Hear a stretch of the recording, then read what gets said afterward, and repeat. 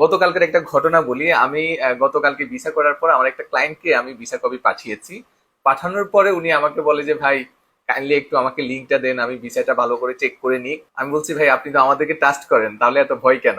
তো উনি যেটি বললো, গত বছর যখন সৌদি 1 ইয়ার মাল্টিপল ভিসা চালু ছিল, উনি একজনের মাধ্যমে মাল্টিপল ভিসা করেছিল। করার পরে এয়ারপোর্টে যখন যায় তখন সেখান থেকে তাকে ফেরত দিয়ে দেয়, কারণ তাকে ফেক ভিসা দিয়েছিল। তো পরবর্তীতে আমি ওনাকে লিঙ্ক পাঠিয়েছি, কোথায় গিয়ে চেক করবে সবকিছু দেখিয়ে দিয়েছি, পরে উনি স্যাটিসফাই হয়েছে। তার মধ্যে যে ভয়টা সেটি হলো যে তিনি প্রতারিত হয়েছে।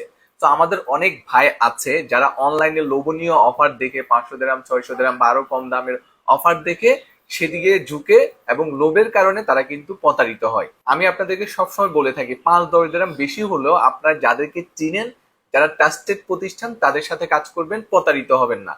আমাদের বাংলাদেশিদের মধ্যে কিছু মানুষ আছে, সবাই না, কিছু মানুষ আছে তারা সবসময় কম দাম খুঁজে, ভালো জিনিস অথবা ভালো সার্ভিসটা কখনো খুঁজে না।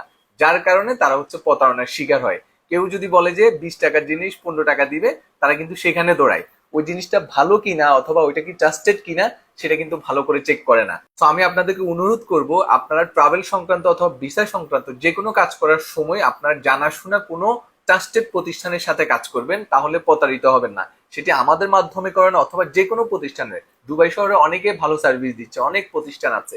আপনারা যে কোনো প্রতিষ্ঠানের সাথে কাজ করেন, কিন্তু কোনো হাঁটা ব্যক্তি অথবা তাকে অনলাইনে দেখেছেন, তার প্রতিষ্ঠান সম্পর্কে ভালো করে জানেন না, তাদের অনলাইন কোনো অ্যাক্টিভিটি নাই, আপনাকে কম প্রাইসে অফার দিল, আপনি সেখানে ছুটলেন, পরবর্তীতে প্রতারণার শিকার হলেন। সো প্রতারিত হবেন না। বর্তমান সময় সবকিছু জানা, সবকিছু চেক করা খুব সহজ।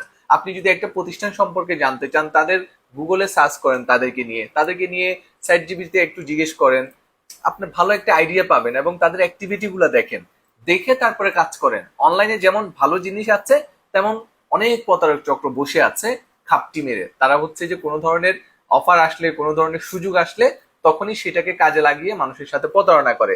এখন দেখেন সৌদি মাল্টিপল ভিসাগুলো কিন্তু এখন অ্যাভেলেবেল হচ্ছে এবং এটি নিয়ে সবাই মার্কেটিং করছে। এবং যার কারণে কিছু প্রতারক চক্র বসে আছে, তারা হচ্ছে যে অল্প টাকা অফার দিয়ে মানুষকে ফেক ভিসা ধরিয়ে দিয়ে তাদের থেকে টাকা হাতিয়ে নিচ্ছে।